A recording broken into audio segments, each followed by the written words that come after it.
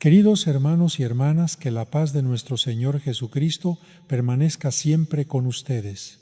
Sean bienvenidos una vez más a Fe y Vida, un espacio donde buscamos fortalecer nuestra fe, comprender mejor las enseñanzas de la Iglesia y caminar cada día más cerca del Señor junto al P. José de Jesús Aguilar Valdés. Hoy quiero invitarlos a reflexionar sobre una costumbre que millones de personas practican cada noche sin detenerse a pensar en ella. Es un gesto sencillo, aparentemente sin importancia, pero que puede ayudarnos a vivir la oración con mayor profundidad y respeto.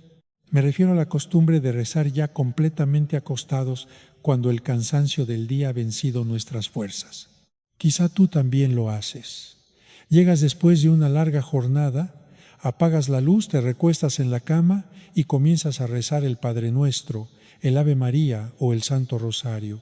Sin embargo, antes de terminar la oración, el sueño te vence y despiertas a la mañana siguiente sin recordar siquiera en qué momento dejaste de orar. Hace algún tiempo, durante una conversación con una familia, escuché el caso de una joven que llevaba varias semanas durmiendo mal. Cada noche sufría pesadillas intensas, despertaba sobresaltada y sentía un gran temor al acostarse. Habían consultado médicos y especialistas para descartar cualquier problema físico, pero la preocupación continuaba. Cuando tuve la oportunidad de hablar con ella, le pregunté cómo acostumbraba terminar sus días. Me respondió con mucha sencillez: Padre, siempre rezo antes de dormir. Desde niña tengo esa costumbre, pero últimamente estoy tan cansada que comienzo mis oraciones ya acostada y casi siempre termino quedándome dormida antes de concluirlas. Aquella respuesta dio pie a una conversación mucho más profunda. No porque rezar acostado sea un pecado, ni porque la Iglesia lo prohíba. La Iglesia nunca ha enseñado algo semejante. Sin embargo, sí nos invita a preguntarnos si estamos ofreciendo a Dios el tiempo, la atención y el recogimiento que merece ese encuentro tan especial que es la oración. La oración no consiste únicamente en repetir palabras aprendidas de memoria. Es un diálogo vivo con Dios. Es el momento en que abrimos el corazón al Señor, le presentamos nuestras alegrías, nuestras preocupaciones y nuestras necesidades. Por eso, siempre que nuestras fuerzas lo permitan, conviene buscar una actitud que favorezca la atención, el respeto y el silencio interior. El Catecismo de la Iglesia Católica nos recuerda que la oración es la elevación del alma hacia Dios. Esa expresión encierra una verdad muy hermosa.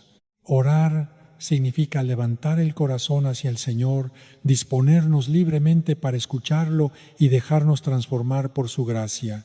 Cuando el cansancio es muy grande, puede suceder que la oración se convierta simplemente en unas palabras pronunciadas entre el sueño y el despertar. Dios conoce nuestras limitaciones y comprende nuestra fragilidad. Él nunca deja de escuchar a un hijo que lo busca con sinceridad, pero también nos invita, cuando es posible, a ofrecerle lo mejor de nosotros mismos. Quizá por eso muchos santos recomendaban dedicar unos minutos a la oración antes de que el cansancio del día fuera demasiado intenso. Bastan unos momentos de silencio, una lectura del Evangelio, el rezo del Santo Rosario o una conversación sencilla con el Señor para terminar la jornada con el corazón en paz. No se trata de vivir con miedo, ni de pensar que Dios deja de escuchar nuestras oraciones si alguna vez nos quedamos dormidos. Al contrario, el Señor mira siempre la intención del corazón. Sin embargo, cuando hacemos el esfuerzo de reservar un momento digno para encontrarnos con Él, nuestra vida espiritual también se fortalece y aprendemos a vivir la oración con mayor profundidad. Por eso, en esta reflexión, quiero invitarte a preguntarte con sinceridad: ¿estoy ofreciendo a Dios unos minutos de verdadera atención cada día? ¿O la oración se ha convertido simplemente en una costumbre que realizo cuando ya no puedo mantener los ojos abiertos? Quédate conmigo hasta el final de este video, porque descubriremos cómo la tradición espiritual de la Iglesia nos ayuda a preparar el corazón para descansar en la paz de Dios y por qué una sencilla decisión al terminar cada jornada puede fortalecer enormemente nuestra relación con el Señor y llenar nuestro hogar de serenidad, esperanza y confianza en su amor. Muchas de estas enseñanzas han sido olvidadas, y si desde este primer momento sientes que este mensaje está tocando tu corazón, te invito a permanecer atento hasta el final, porque lo que vamos a compartir puede ayudarte a comprender mejor la importancia de la oración y la forma en que nos presentamos ante Dios. Música, porque la oración, hermanos, no consiste únicamente en pronunciar palabras. La oración es un encuentro sagrado entre el alma humana y el Dios vivo. Es un diálogo profundo que nos une al Señor y nos permite abrirle nuestro corazón el catecismo de la Iglesia Católica.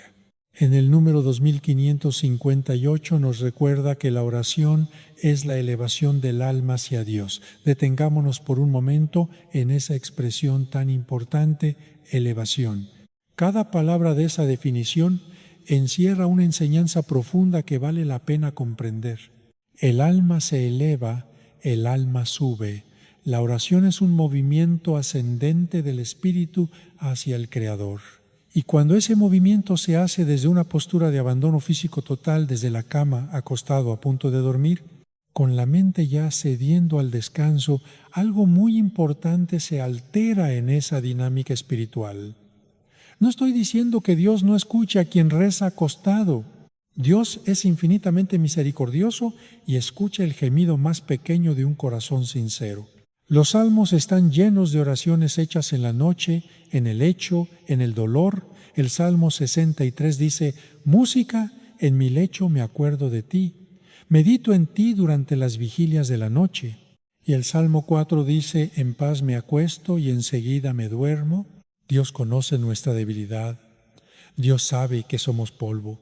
Pero hermanos, una cosa es invocar a Dios desde la cama en un momento de angustia o de gratitud nocturna.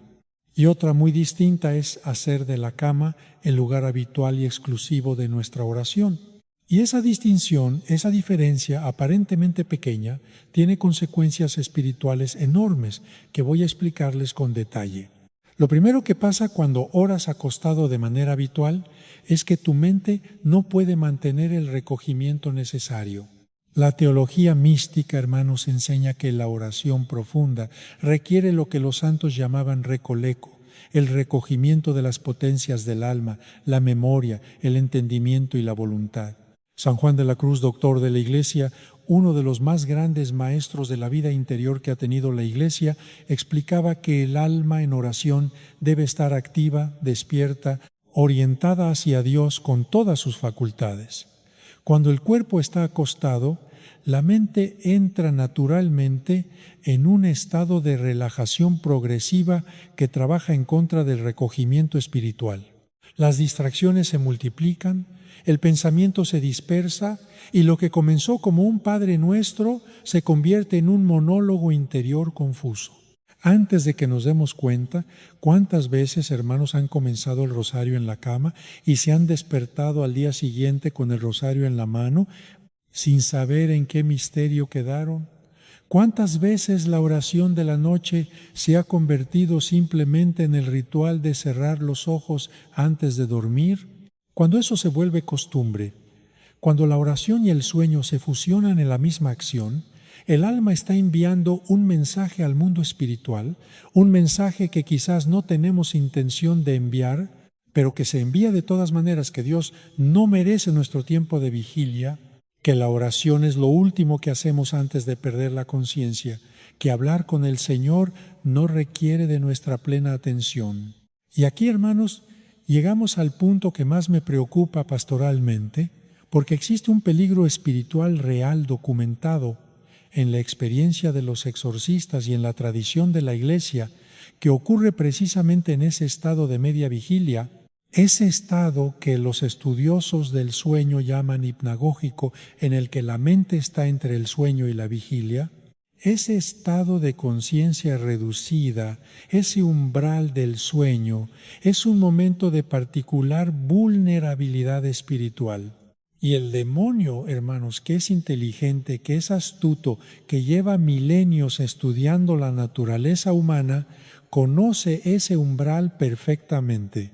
No lo digo yo solamente, lo dice la experiencia acumulada de generaciones de sacerdotes exorcistas.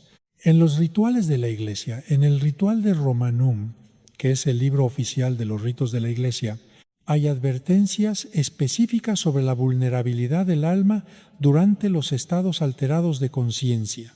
Los santos padres escribieron extensamente sobre los sueños demoníacos, sobre las visiones nocturnas, perturbadoras que no vienen de Dios. San Ignacio de Loyola, en sus ejercicios espirituales, enseñó a distinguir entre la consolación que viene de Dios y la desolación o las sugestiones que vienen del enemigo, y señalaba música que el demonio opera con facilidad cuando el alma está distraída, confusa o a medio dormida. Hermanos, la joven de la que les hablé al principio no practicaba brujería, no consultaba el tarot, no había ido con ningún curandero, era una muchacha católica, de familia católica, que iba a misa los domingos, que tenía su escapulario, que tenía su imagen de la Virgen en el cuarto, pero llevaba años rezando en ese estado de media vigilia, mezclando la oración con el sueño. Y con el tiempo ese umbral se había convertido en una puerta que ella abría todas las noches sin saber lo que estaba haciendo. Las presencias que sentía, las voces que escuchaba, las visiones perturbadoras, no comenzaron de golpe. Comenzaron despacio con pequeñas cosas, con sueños extraños que parecían simplemente sueños, con sensaciones que podían explicarse de mil maneras. Así opera el enemigo, hermanos. Nunca de frente, siempre de lado, siempre despacio, siempre aprovechando las grietas. Y la grieta más común, la más ignorada, la más peligrosa, precisamente porque parece inocente, es la oración descuidada. Porque el demonio no teme que recemos, lo que teme es que recemos bien. Lo que teme es el alma que se arrodilla, que se concentra, que pronuncia el nombre de Jesús con plena conciencia y con fe viva. Eso lo aterra. Pero la oración mecánica, somnolienta, distraída, la oración que es más costumbre que encuentro, esa no lo asusta en absoluto. Al contrario, le abre posibilidades. Déjenme contarles otro caso. Un hombre de unos 50 años, buen hombre, trabajador, que vino a verme muy perturbado. Decía que desde hacía meses tenía pensamientos blasfemos que lo asaltaban exactamente en el momento en que comenzaba a rezar antes de dormir. Pensamientos horribles, obscenidades contra la Virgen, contra el Santísimo que él no quería tener y que lo llenaban de vergüenza y de angustia. Y me decía, Padre, yo no soy así, yo no pienso así, ¿por qué me pasa esto cuando rezo? Le pregunté cómo rezaba. Me describió exactamente lo que estamos hablando en la cama, acostado, en la oscuridad, entre el sueño y la vigilia. Le expliqué que lo que experimentaba era una forma clásica de lo que los teólogos espirituales llaman tentación blasfema en la oración. Una táctica demoníaca muy documentada, precisamente porque opera en ese estado de vulnerabilidad. Le di indicaciones precisas. Le dije que cambiara su manera de orar. Le pedí que se confesara, que comulgara en gracia, que rezara de rodillas, aunque fueran 5 minutos antes de acostarse. 3 semanas después regresó. Los pensamientos habían cesado casi por completo. Hermanos, yo sé que están pensando, Padre, es que estoy muy cansado cuando llego a casa. Padre, es que mis rodillas ya no dan para arrodillarme mucho tiempo, Padre. Es que de noche es el único momento de tranquilidad que tengo. Entiendo todo eso, entiendo perfectamente. No les pido que sean monjes contemplativos, no les pido que hagan horas de oración en posición de firmes. Les pido que entiendan el principio espiritual que está en juego, porque ese principio tiene consecuencias reales en sus vidas, en sus familias, en su protección espiritual. El principio es este: la postura del cuerpo no es indiferente en la oración. La Iglesia siempre lo ha sabido. Por eso hay posiciones litúrgicas de pie para escuchar el Evangelio, porque estamos en actitud de soldados del Señor, listos para marchar, de rodillas para la consagración, porque nos prosternamos ante el misterio inclinados para la absolución porque reconocemos nuestra indignidad. La postura del cuerpo comunica una disposición interior al mundo espiritual. Y acostado, hermanos, la postura habla de abandono, de sueño, de inconsciencia. Ahora bien, esto no significa que no haya oración nocturna legítima y santa. Claro que la hay. Los monjes desde la antigüedad han rezado los maitines, el oficio de lectura a medianoche o al amanecer. La tradición de la Iglesia tiene la completas, que es precisamente la oración antes de dormir. Una oración bellísima que incluye el himno Telusis Serminum, que se traduce como antes de que la luz termine, en la que pedimos protección divina durante la noche. Esa oración, hermano, se reza de pie o sentado con plena conciencia, con el libro o el breviario en las manos antes de acostarse, ¿no? Mientras uno se está durmiendo. ¿Ven la diferencia? No es el momento de la noche el problema. Es la disposición, es la conciencia, es si estamos realmente presentes ante Dios o simplemente estamos murmurando palabras conocidas mientras la mente ya está en otro mundo. San Agustín, uno de los más grandes teólogos de la historia de la Iglesia, decía que rezar mal es peor que no rezar, porque el que no reza sabe que le falta algo, pero el que reza mal cree que ya cumplió. Hermanos, ¿cuánta verdad hay en esas palabras? ¿Cuántos católicos están durmiendo espiritualmente precisamente porque creen que están orando, van a misa los domingos, pero con la mente en el almuerzo del mediodía? Rezan el rosario resoplido, pero con los ojos en el televisor. Se persignan al pasar frente a la iglesia, pero sin pensar ni un segundo en lo que ese gesto significa. Y de noche, acostados musitan sus oraciones mientras el sueño los va venciendo y creen que han cumplido con Dios. Hermanos, Dios merece algo más que nuestros obrantes. Dios no merece el tiempo que nos queda después de haber hecho todo lo demás. Dios merece el primer lugar. Y en la vida de oración, Dios merece nuestra atención plena, nuestra conciencia despierta, nuestro corazón activo. Pero hay algo más que quiero decirles hoy. Algo que en mis décadas de ministerio pastoral he observado repetidamente y que me parece fundamental explicar con claridad, porque no solo existe el peligro de la oración descuidada, existe también el peligro del sincretismo espiritual inconsciente que ocurre precisamente en las horas nocturnas, en esas horas en que la guardia está baja y la mente está abierta, de una manera diferente a como está de día. Les hablo de algo muy concreto. Muchas personas que vienen a verme, muchas familias que buscan orientación espiritual, me cuentan que tienen la costumbre de dormir con música de fondo. Y cuando les pregunto, ¿qué tipo de música me dicen cosas que me alarman? Música de chakras, música de frecuencias sanadoras, música de sonidos binaurales para el tercer ojo, música New Age que se venge como el Ahayan o espiritual, pero que está cargada de conceptos que son completamente ajenos a la fe católica y que en muchos casos son directamente contrarios a ella. Y estas personas rezan su rosario, apagan la luz y se duermen con esa música de fondo.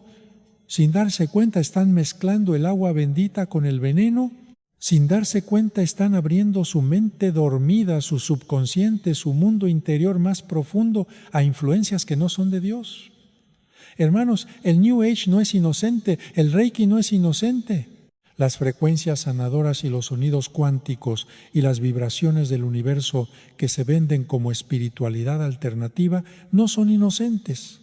Son sistemas espirituales completos con su propia cosmología, con su propia concepción del bien y el mal que no coincide con la fe cristiana.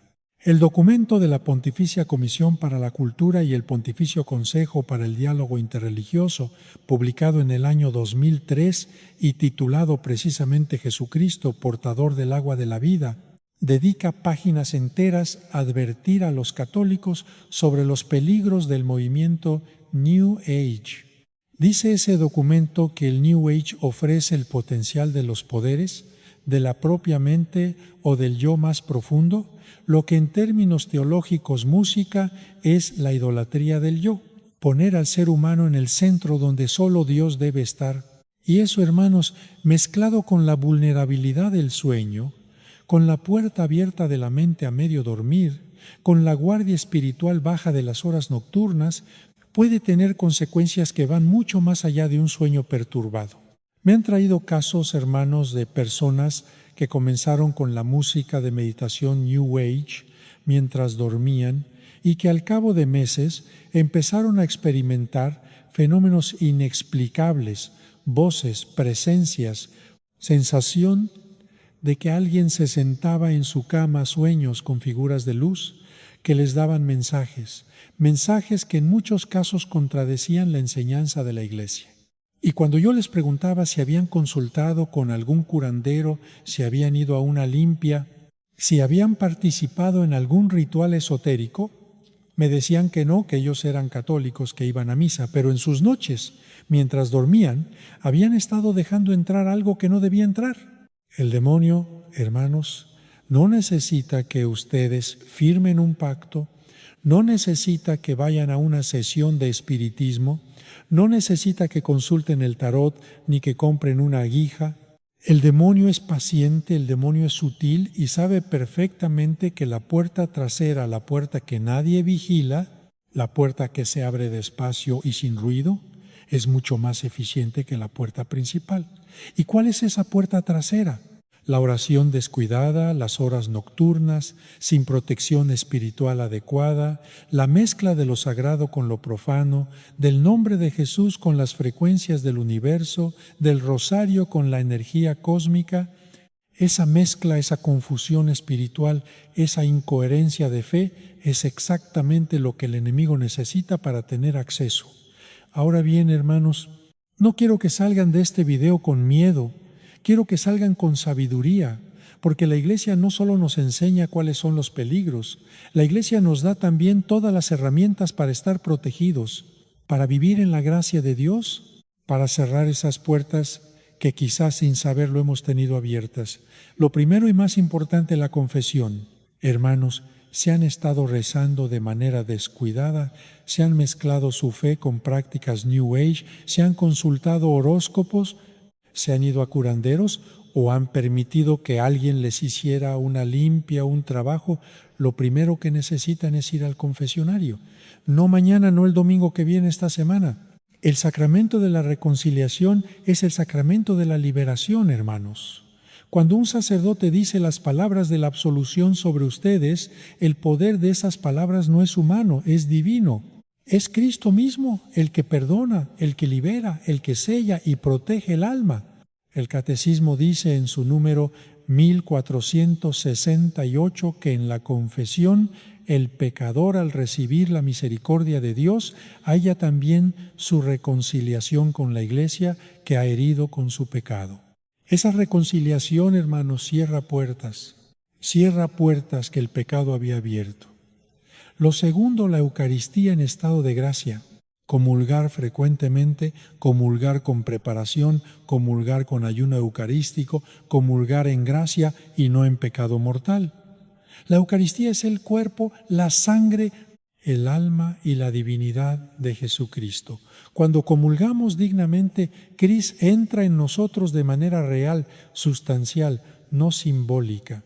Y esa presencia de Cristo en el alma es la protección más poderosa que existe contra cualquier ataque espiritual.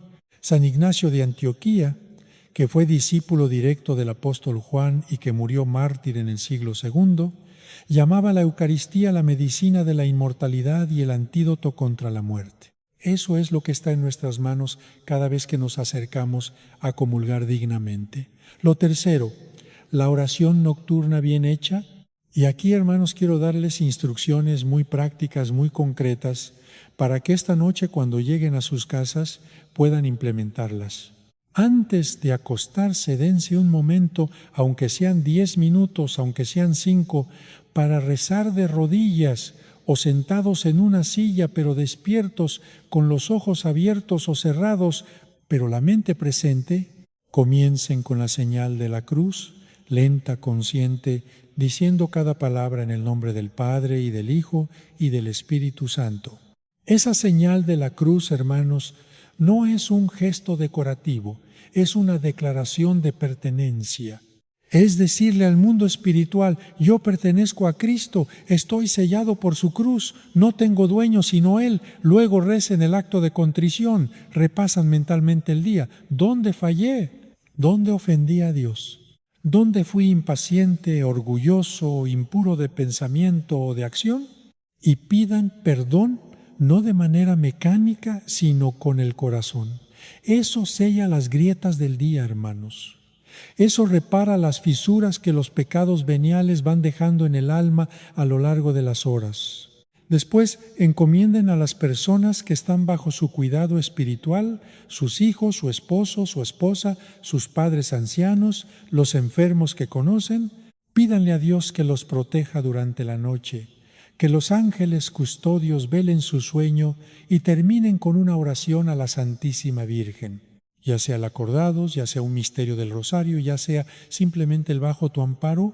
La Virgen María, hermanos, es la que aplasta la cabeza de la serpiente, como dice el Génesis 3:15. Su intercesión es la protección más poderosa que podemos invocar después de la gracia divina directa. Y luego ya en la cama, si quieren rezar algo más, rezad. Dios los escucha siempre. Pero la oración formal, la oración del día, haberla hecho ya de pie o sentados, despiertos, conscientes, esa es la diferencia.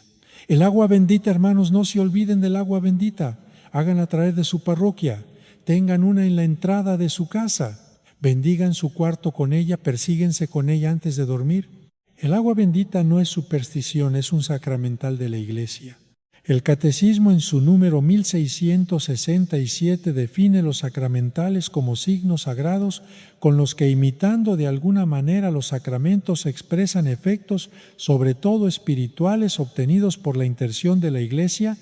El agua bendita, exorcizada, que es la que se usa en el rito extraordinario, tiene incluso una oración de exorcismo sobre el agua incorporada en su bendición. Ese agua puesta en su frente, en sus labios, en las puertas de su casa, es una barrera real contra el mal. Las medallas, hermanos, la medalla de San Benito, especialmente que tiene grabada en latín la cruz de San Benito con las iniciales de la oración. Que la Sagrada Cruz sea mi luz, que el dragón nunca sea mi guía. Atrás, Satanás, nunca me persuadas cosas vanas. El mal que ofreces, bebe tú mismo el veneno. Esa medalla bendecida por un sacerdote, puesta al cuello, colocada en las puertas y becanas del hogar, ha sido instrumento de liberación en innumerables casos documentados a lo largo de la historia de la Iglesia, el escapulario Café del Carmen. Hermanos, la Santísima Virgen prometió a San Simón Stock en el siglo X que quien muriera vistiendo su escapulario no padecería el fuego eterno. Eso no es una leyenda piadosa, es una promesa reconocida por la Iglesia, confirmada por numerosos papas a lo largo de los siglos. Tengan su escapulario, úsenlo, no lo guarden en un cajón. Ahora quiero hablarles de algo que veo con mucha frecuencia y que me preocupa enormemente en el ámbito de lo que estamos tratando hoy.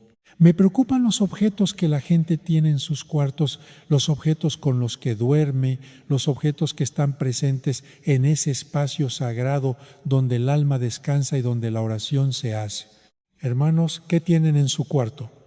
Tienen imágenes de santos, el crucifijo, la imagen de la Virgen. Muy bien, eso es una fortaleza espiritual. Pero también me cuentan personas, y esto es más común de lo que se imaginan, que tienen piedras de cristal en el cuarto porque alguien les dijo que traen buena energía, o tienen un atrapasueños colgado sobre la cama porque es decorativo y de la cultura indígena, o tienen un libro de ángeles New Age en el velador, o tienen un cuadro de algo que alguien les regaló y que no saben exactamente qué representa, o tienen en el closet guardada desde hace años una figurita que les dio una abuela espiritista o una amiga que practica la santería y la conservan porque tiene valor sentimental. Hermanos, los objetos pueden ser vehículos espirituales. Esto no es superstición medieval. Esto está fundamentado en la teología sacramental de la Iglesia. Si los objetos bendecidos por la Iglesia pueden ser canales de gracia, ¿por qué no pueden los objetos consagrados al mal ser canales de lo contrario? La lógica espiritual es coherente y la experiencia pastoral confirma que en muchos casos la presencia de objetos asociados a prácticas ocultistas en el hogar y específicamente en el cuarto donde se duerme está relacionada con perturbaciones espirituales nocturnas, pesadillas recurrentes, sensación de presencias, insomnio inexplicable. El caso más dramático que recuerdo en este sentido fue el de una señora mayor devota que rezaba el rosario todos los días, que tenía su rincón de oración bellísimo en la sala de su casa, pero que llevaba años sufriendo de pesadillas terribles y de una sensación de opresión al dormir que la tenía al borde del colapso nervioso. Cuando fui a bendecir su casa y recorrí cada cuarto en la habitación detrás de la cabecera de la cama, encontré guardado en una bolsa de tela una serie de objetos que habían pertenecido a su difunta suegra, una imagen de una figura que definitivamente no era de devoción católica, unas hierbas secas amarradas con cintas de colores y unas monedas con símbolos que yo reconocí como propios de la santería. La señora no sabía qué eran. Se los habían dejado junto a otras pertenencias de la difunta y ella los había guardado sin revisarlos. Esa misma tarde esos objetos salieron de la casa, se quemaron y se enterraron en tierra que no era de su propiedad, siguiendo el protocolo que la tradición de la Iglesia indica para estos casos. Esa noche, por primera vez en años, esa señora durmió en paz. Hermanos, revisen sus casas, revisen sus cuartos. Si tienen algo cuyo origen espiritual no conocen bien, consulten con su sacerdote. No lo guarden por valor sentimental. Si hay razones para sospechar que su presencia no es inocente, volvamos ahora al tema central de nuestra plática porque quiero ahondar en algo más sobre la oración nocturna que muy pocos sacerdotes explican con esta claridad. Y es la distinción teológica entre dos tipos de experiencias que pueden ocurrir durante el sueño o en el umbral del sueño, las experiencias que vienen de Dios y las que no vienen de Dios. La Iglesia siempre ha reconocido que Dios puede comunicarse con el alma durante el sueño. El Antiguo Testamento está lleno de ejemplos. Los sueños de José en Egipto, los sueños del rey Salomón en Gabaón, la visión de Ezequiel, el sueño de San José en el Nuevo Testamento, que lo alertó para huir a Egipto con el niño y la Virgen. Dios es dueño de todas las horas, incluidas las horas del sueño, y puede usarlas como quiera. Pero, hermanos, también el enemigo puede fabricar experiencias durante el sueño y la distinción entre unas y otras no siempre es fácil para el alma sin formación espiritual. Los criterios de discernimiento que la Iglesia ofrece son varios. Una experiencia que viene de Dios deja en el alma, cuando se despierta, paz, claridad, un impulso hacia el bien, hacia la virtud, hacia la conversión. Una experiencia que viene del enemigo deja confusión, turbación, miedo desordenado o al contrario, una euforia que no tiene fundamento espiritual sólido. San Ignacio de Loyola codificó estos criterios en sus reglas de discernimiento de espíritus y son herramientas preciosas que todo católico debería conocer. ¿Y por qué es esto relevante en el contexto de la oración nocturna? Porque cuando el alma reza mal, cuando la oración se ha convertido en un ritual mecánico sin recogimiento ni atención, cuando esa persona se duerme rezando de manera habitual, pierde progresivamente la capacidad de hacer ese discernimiento, sueños, las experiencias del umbral, las sensaciones nocturnas. Todo se mezcla en una sopa espiritual confusa, donde el alma ya no sabe distinguir qué viene de Dios, qué viene de su propia psicología y qué viene del enemigo. Y en esa confusión, hermanos, el alma es manipulable. En esa confusión, el enemigo puede instalar falsas certezas, puede hacer que una persona crea que tiene mensajes de Dios o visitas de ángeles que en realidad son fabricaciones demoníacas. Puede alimentar el orgullo espiritual, que es uno de los pecados más peligrosos. haciendo creer al alma que es especialmente elegida, especialmente iluminada, que tiene misiones extraordinarias que nadie más comprende. Eso, hermanos, es lo que la teología espiritual llama ilusión y ha destruido muchas almas que comenzaron con sincera devoción. El remedio para la ilusión espiritual es siempre el mismo: humildad, dirección espiritual, sacramentos y comunión con la Iglesia. El alma que está bajo la guía de un director espiritual competente, que se confiesa regularmente, que vive los sacramentos, que somete sus experiencias espirituales al juicio de la Iglesia, música. Esa alma está protegida contra la ilusión. El alma solitaria que cultiva su vida espiritual al margen de la Iglesia, que juzga sus experiencias por sí misma sin rendición de cuentas, esa alma está expuesta. Quiero hablarles ahora de algo práctico y urgente, porque no basta con saber los peligros. Necesitamos saber qué hacer esta noche cuando lleguemos a casa. Les propongo una rutina de protección espiritual nocturna basada en la tradición de la Iglesia, probada en siglos de vida cristiana y confirmada por la experiencia pastoral de innumerables sacerdotes y santos. Primero, antes de que el sol se ponga, o por lo menos una hora antes de acostarse, apaguen el televisor, apaguen las redes sociales, apaguen el ruido, den a su alma un tiempo de silencio previo a la oración.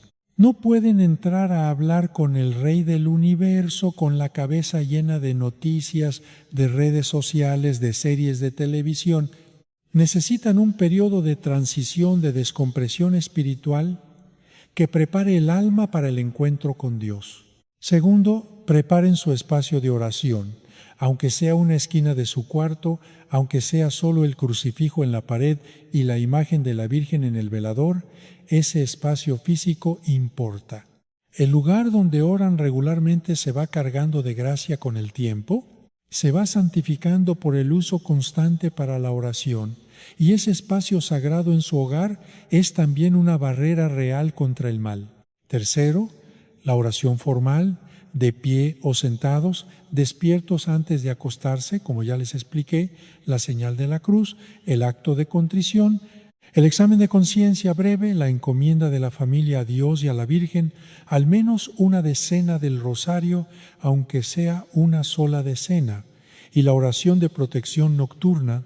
Permítanme darles una que es tradicional en la Iglesia. Señor mío Jesucristo, te encomiendo mi alma, mi cuerpo y mi espíritu durante las horas de esta noche.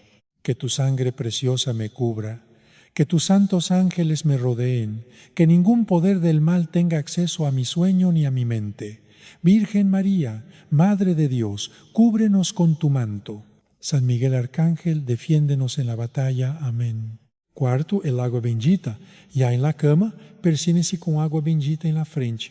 Pongan agua bendita en el umbral de su cuarto, en las ventanas, si es posible. Esa agua es una barrera sacramental real. Quinto, si tienen imágenes o sacramentales en el cuarto, miren hacia ellos un momento antes de cerrar los ojos. Ese último acto consciente de fe, esa última mirada al Cristo o a la Virgen antes de que sus ojos se cierren, es un acto de abandono en manos de Dios. Es decirle al Señor: tú tienes las horas de mi sueño, las pongo en tus manos y Él las recibe.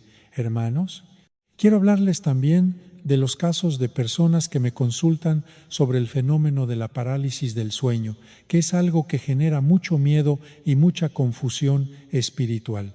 La parálisis del sueño es un fenómeno neurológico real, documentado por la medicina, en el que la persona se despierta, pero el cuerpo todavía está en estado de atonia muscular del sueño REM.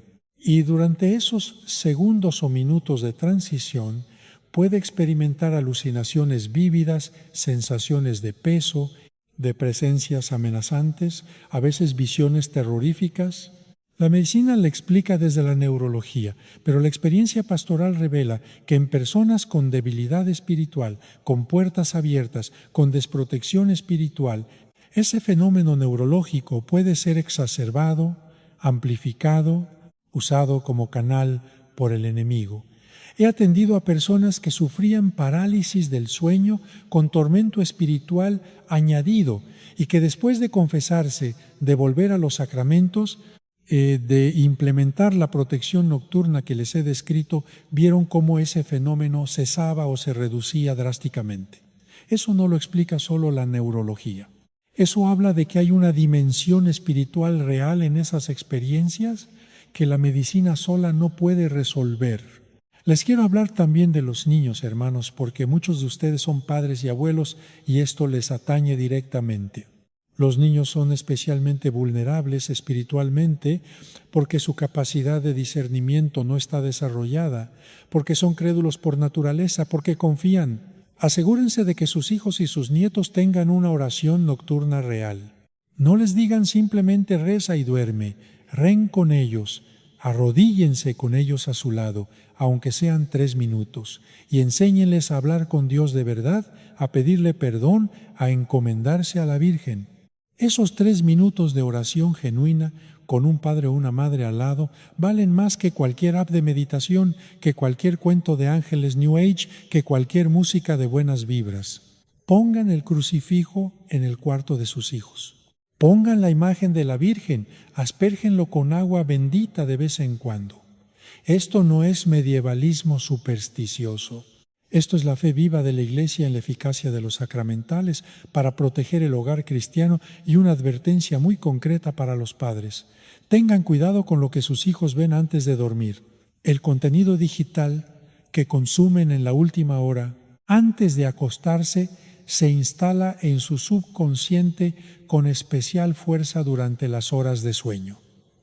Los videos de YouTube de experiencias sobrenaturales, los juegos con contenido oscuro, las series con temática ocultista, el contenido de terror, todo eso que parece entretenimiento inocente, se convierte en semilla durante las horas en que el alma está dormida y la guardia está completamente baja. Cuiden lo que sus hijos consumen, cuiden lo que ustedes mismos consumen antes de dormir. Porque, hermanos, en este punto quiero ser muy directo. Hay un contenido espiritual que se consume precisamente de noche, que se ha normalizado completamente en nuestra cultura y que es una puerta de entrada al ocultismo que nadie identifica como tal. Me refiero a los videos de meditaciones guiadas en YouTube, a los podcasts de espiritualidad cósmica, a las aplicaciones de mindfulness que incluyen visualizaciones de chakras o invocación de guías espirituales, y a toda la industria del bienestar espiritual New Age que se consume masivamente antes de dormir porque relaja y ayuda a dormir mejor. Hermanos, si un católico necesita ayuda para dormir, la Iglesia tiene soluciones, las completas que ya mencioné, la Lectio Divina Nocturna, que es la lectura orante de la Sagrada Escritura, el rosario, la liturgia y en las horas. Existen aplicaciones católicas serias con imprima y potestía, con contenido genuinamente espiritual y ortodoxo que pueden acompañar los momentos previos al sueño y breviari laudate.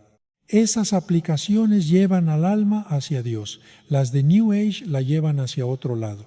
Hay algo que debo decirles con mucha claridad, porque es un error que veo con frecuencia incluso en personas muy devotas y bien intencionadas.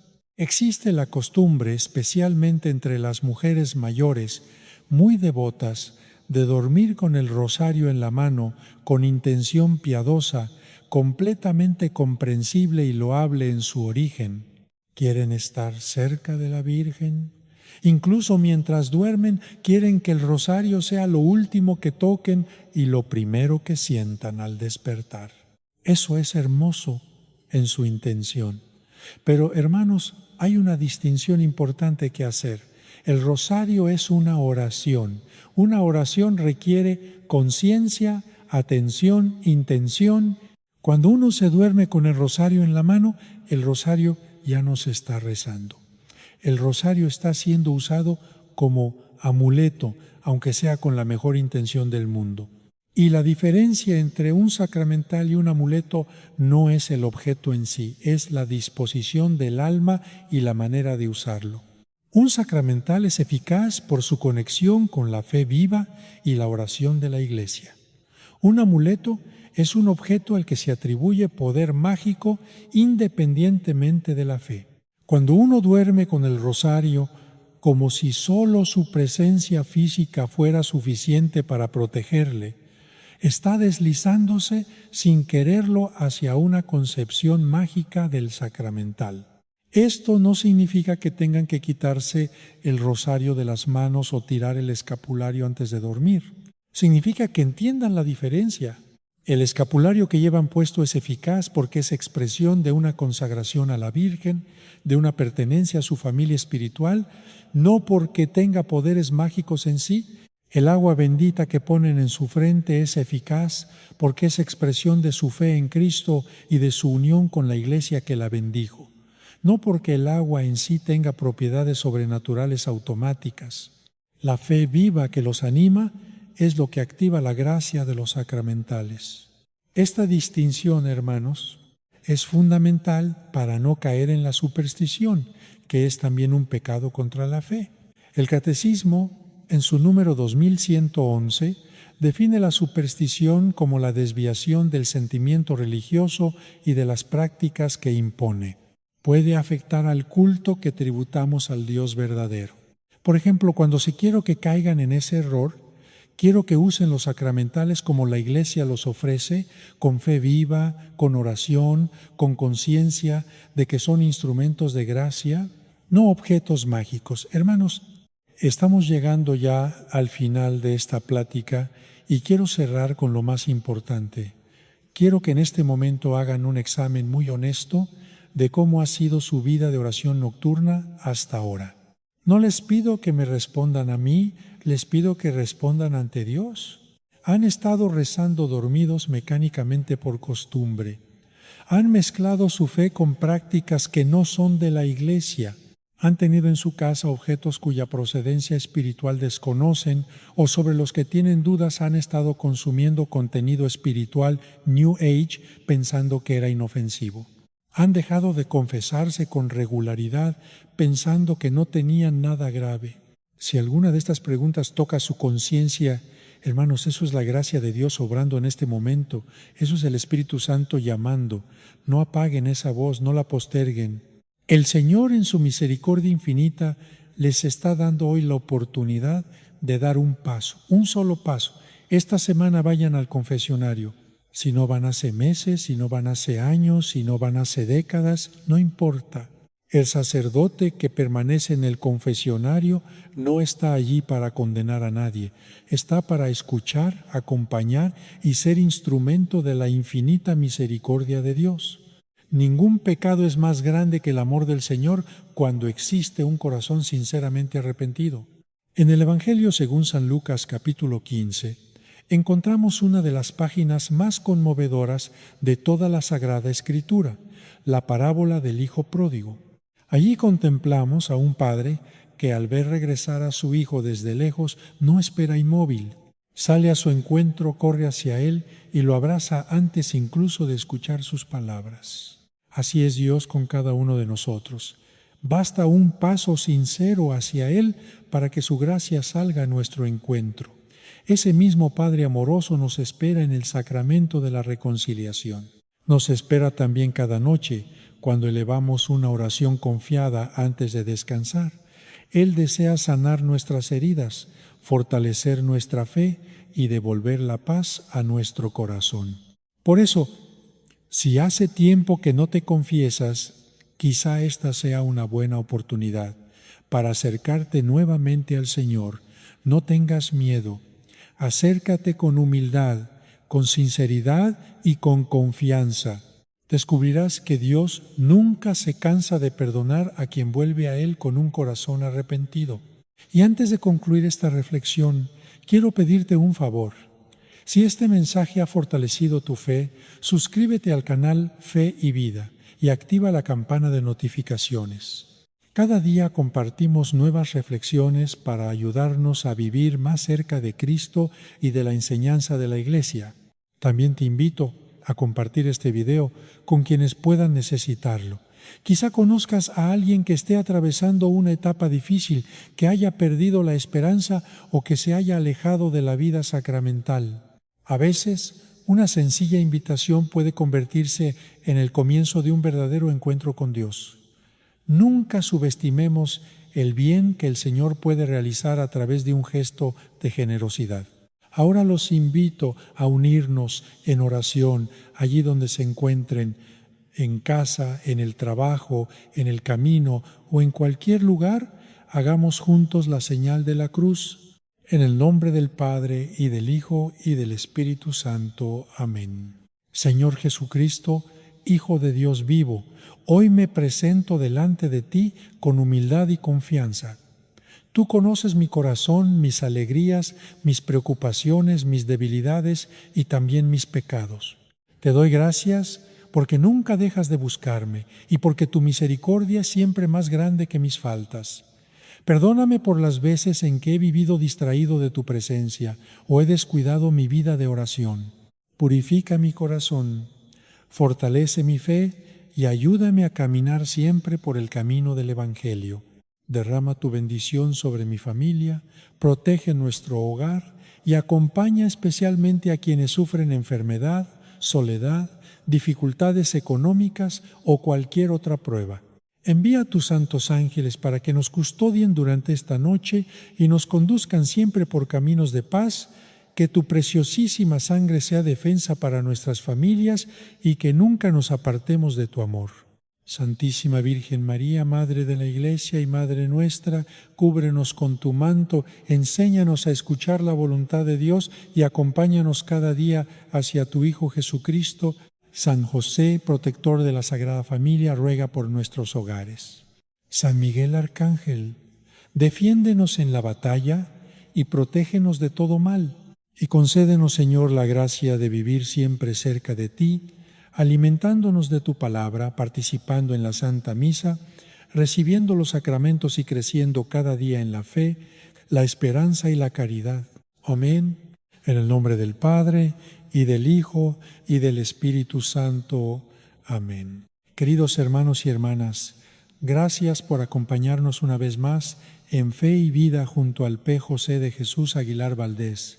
Si esta reflexión ha sido de ayuda para tu vida espiritual, te invito a suscribirte al canal, activar las notificaciones y compartir este mensaje con otras personas. Que cada video sea una oportunidad para acercarnos más a Cristo y fortalecer nuestra esperanza. Que Dios Todopoderoso los bendiga, que la Santísima Virgen María los proteja siempre y que el Señor llene sus hogares de paz. Nos vemos, si Dios quiere, en la próxima reflexión.